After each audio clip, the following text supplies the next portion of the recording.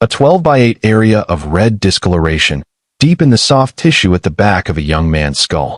That's the single most concrete physical detail this case has produced in 19 days, and it arrives with a forensic pathologist's own words attached. He cannot rule out foul play. This is true crime evidence. Subscribe and turn on notifications so you don't miss stories like this one. Tonight we're going through exactly what this finding means, what it doesn't mean, and how it fits alongside everything else this case has produced, the currents, the phone, the contradictions, and a growing chorus of people demanding real answers. The setting itself matters here. This wasn't a quiet release buried in a written statement. It was announced this morning at the NAACP's National Convention in Chicago, in front of a standing room crowd, cameras lining the back of the hall, a room built for civil rights advocacy, suddenly functioning as the venue for the first real medical disclosure in a death investigation. Ben Crump stood beside Christine and Elmore and read directly from a report prepared by Dr. Roger Mitchell, the forensic pathologist who conducted the independent examination. NAACP President Derek Johnson stood with them, lending the full institutional weight of the organization to what was about to be said. This was, by every account, the first time actual medical findings connected to Nolan's death had been shared publicly from either side, state or independent. Everything before this had been process, timelines, disputes over witness accounts. This was the first time anyone described, in specific medical language, what was actually found on his body. It's worth noting that choosing a national convention over a courthouse press conference back in Mississippi wasn't incidental. It guaranteed this finding reached a far larger audience than a local briefing ever could have. Before getting into what was found, it's worth understanding who found it. Dr. Mitchell is a board-certified forensic pathologist and president of the National Medical Association and served 7 years as chief medical examiner in Washington, D.C., overseeing exactly the kind of high-profile, high-scrutiny cases where an examiner's findings have to hold up under public pressure from every direction. His exam took place on July 10th, 6 days after Nolan disappeared and 4 days after his body was recovered, meaning it happened after the state's own autopsy, not before it or instead of it. Christine and Elmore have said from early in this case that they wanted an examiner with no ties to Mississippi law enforcement, someone whose findings couldn't be dismissed as influenced by local officials. Mitchell's independence from those systems, funded entirely outside any government agency, is about as clean as it could realistically be. Reading from his findings, Crump laid out the central conclusion plainly: cause and manner of death, undetermined, pending further investigation. That word, undetermined, is doing a lot of work, and we're going to spend real time on exactly what it does and doesn't mean, rather than letting either side of this case fill in the blank on its own terms. First, the specific findings themselves. Mitchell reported no fractures, no deep tissue injuries beyond the one area we'll get to, no lacerations of the skin, no skull fractures. Across most of Nolan's body, this independent exam did not find obvious signs of blunt force trauma. That negative finding matters almost as much as the one positive finding driving tonight's headlines. A body that had suffered a severe beating or a violent physical assault would typically show a range of injuries well beyond a single area of unexplained discoloration. The relative absence of broader injuries doesn't rule out something happening to Nolan, but it does narrow the range of plausible scenarios away from a prolonged assault and towards something more specific, more localized. Now, the finding itself. Mitchell identified a focal area of discoloration in the deep soft tissue over the occipital bone, at the back of Nolan's head, 12 by 8, in his own words, of unknown cause. Let me be precise about what that actually means, because it's easy to misread. This isn't a bruise you'd see just by looking at skin. This was found during the internal portion of the exam, in tissue beneath the surface, with no corresponding skull fracture or laceration above it.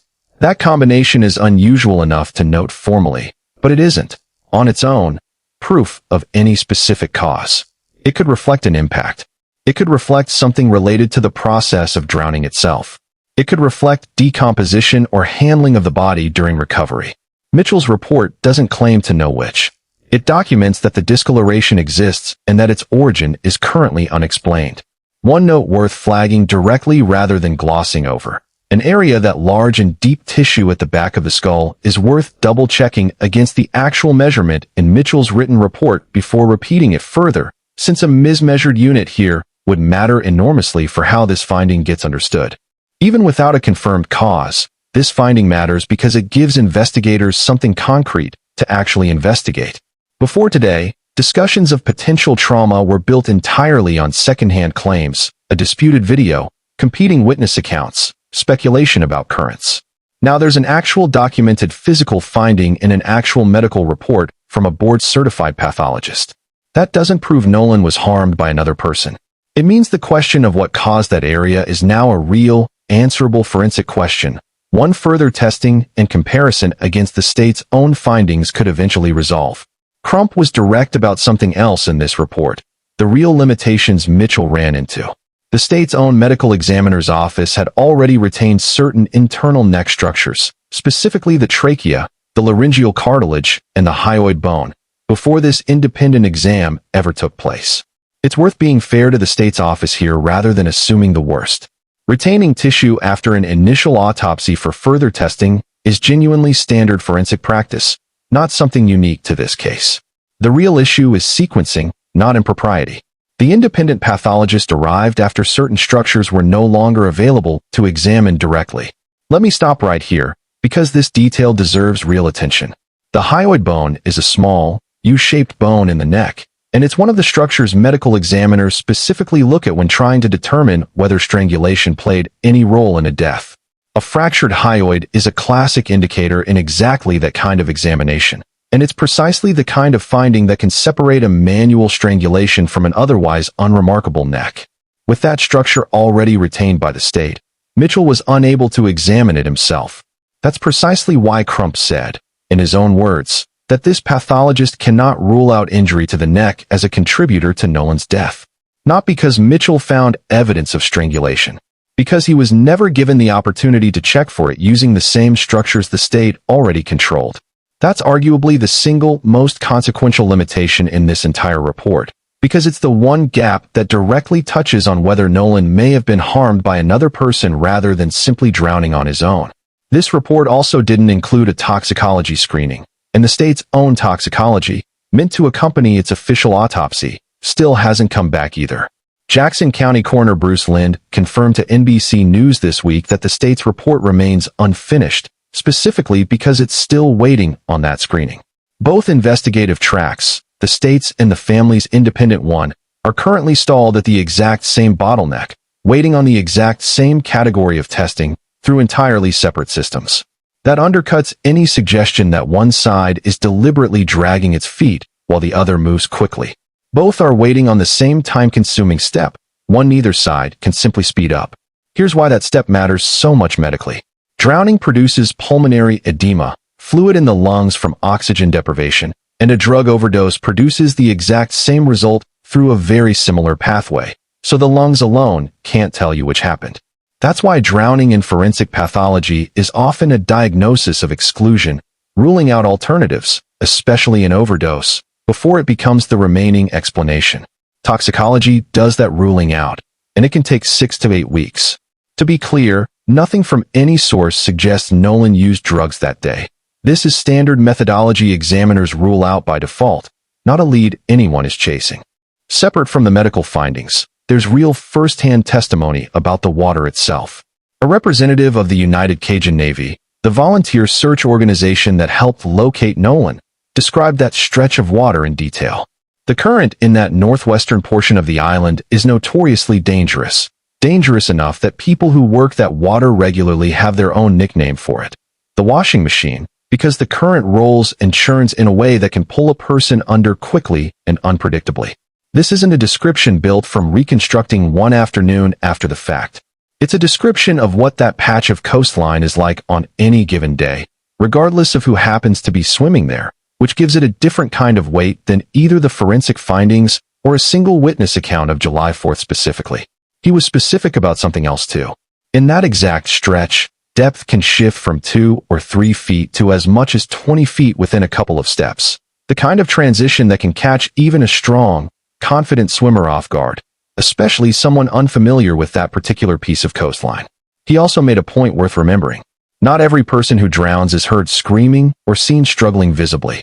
A drowning can happen quietly, close to shore, without anyone nearby realizing it in time to help. That connects directly to something raised earlier in this case. Why nobody in a reportedly large crowd noticed Nolan struggling? If the depth and current genuinely behave the way this searcher describes, it becomes entirely plausible for someone to go from standing safely in shallow water to a dangerous current in seconds, without producing the kind of visible, prolonged struggle that would draw attention from any real distance. According to this same account, Nolan's body was found face down, fully clothed, roughly in the area where whatever happened likely occurred, consistent with how currents behave in that specific stretch. He also addressed one of the more serious theories circulating publicly, that Nolan's body may have been moved and placed back in the water deliberately. He didn't dismiss the question, but said plainly he doesn't believe that happened, and made a concrete offer: cadaver dogs, trained to detect trace evidence of blood even after an attempt to clean it away, to search the boat involved in this case, referencing a prior case in Baton Rouge where his organization's dogs played a documented role leading to an arrest. That prior track record is worth noting, because it means this isn't an empty symbolic gesture. It's coming from an organization with an actual demonstrated history of using this exact method successfully in a serious criminal case. Whether that offer has been accepted, or whether the boat has already been examined through some other forensic method, hasn't been publicly confirmed, and it's worth watching closely as its own open thread. He also raised a straightforward question about the phone. If Nolan's friends had taken it with harmful intent, why keep it at all rather than disposing of it? That's not proof of innocence, but it's a fair question worth weighing honestly alongside the alternative, that disposing of a phone is itself a conspicuous act, one that could raise its own suspicion if noticed or later discovered. Neither reading rules out the other. One correction worth making fast: Snapchat's default actually keeps unsaved content up to 30 days, not 24 hours, unless a user manually shortens it, and whether Nolan had that setting on is unconfirmed, so the missing content timeline is less airtight than earlier reporting suggested. Location apps like Life 360 have their own reliability issue too. Several phones clustered together can interfere with each other's signal, which cuts against reading Christine's location discrepancy as conclusive on its own. On the viral video, real disagreement remains among people who were actually present. Some maintain the voice is Nolan's. Others, including Tristan Shepard, who has spoken publicly and repeatedly on this exact question, insist the voice is his own and that the altercation captured involved a completely different dispute. Crump himself, pressed directly, has acknowledged the uncertainty honestly, saying different witnesses have told his team different things, and that his team will be more careful going forward to specify when a claim comes from a witness account rather than presenting it as confirmed. There's a human dimension here too.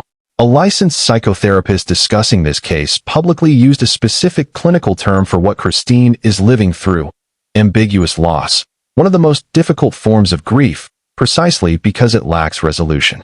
In most loss, even sudden loss, there's eventually a settled narrative to attach to, painful as it is, that gives the mind somewhere to land. Ambiguous loss withholds that. Without a settled explanation, the mind keeps returning to the same unanswered questions, unable to complete what ordinary grief eventually allows. That's precisely why toxicology, forensic findings, and investigative conclusions matter here beyond simple legal accountability. For this family, those findings are also the only path toward being able to grieve at all. Every additional week without an answer isn't just a procedural delay from the outside looking in.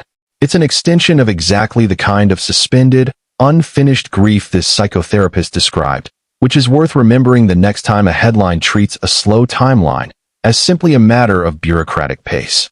Christine's last real memory of her son has been described in devastating simplicity: a hug, a kiss, over a salmon dinner, and then silence. Back in Chicago, Derek Johnson didn't limit his comments to the medical findings. He directly criticized how this investigation has been handled, saying the NAACP holds authorities accountable for being derelict in ensuring, regardless of what actually happened, that a proper investigation was conducted.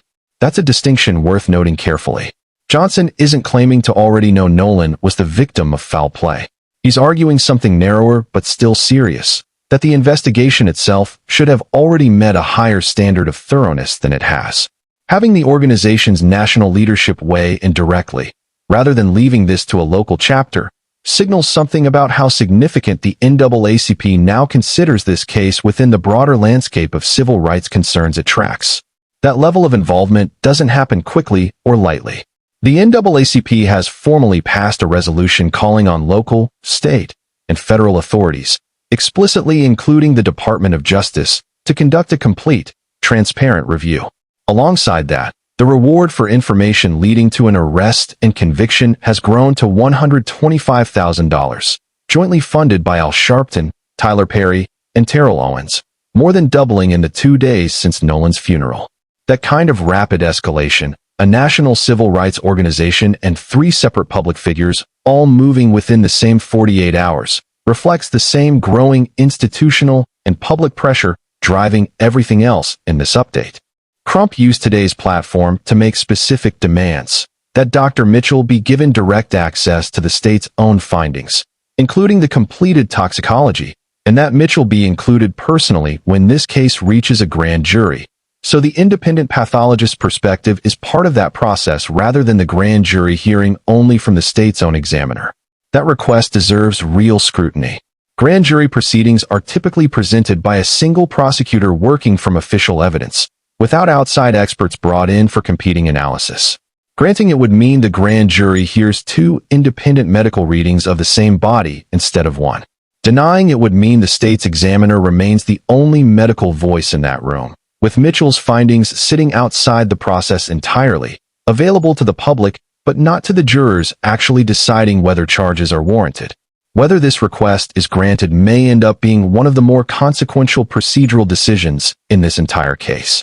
Let me be as clear as possible about where this actually leaves things, because it would be easy to overstate today's announcement. What's confirmed? A documented area of unexplained discoloration in deep tissue at the back of Nolan's head. No skull fractures, no lacerations, no toxicology yet from either side. An incomplete exam due to neck structures the state already held, and a pathologist who says he cannot rule out foul play. What's still undetermined?